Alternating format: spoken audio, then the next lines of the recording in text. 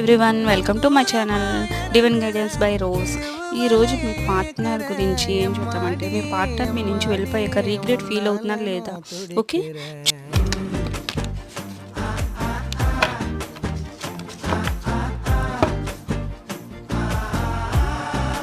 సిచ్యుయేషన్కి ఒక జడ్జిమెంట్ రావాలి, తనకి ఒక ఛాన్స్ కావాలి, తనకు ఒక ఆపర్చునిటీ కావాలనుకుంటున్నారు. మళ్ళీ మీ నుంచి ఒక సెకండ్ ఛాన్స్ కావాలనుకుంటున్నారు తను.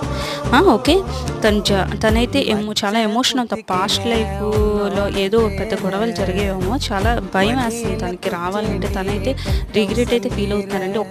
సెకండ్ ఛాన్స్ కావాలనుకుంటున్నారు తను.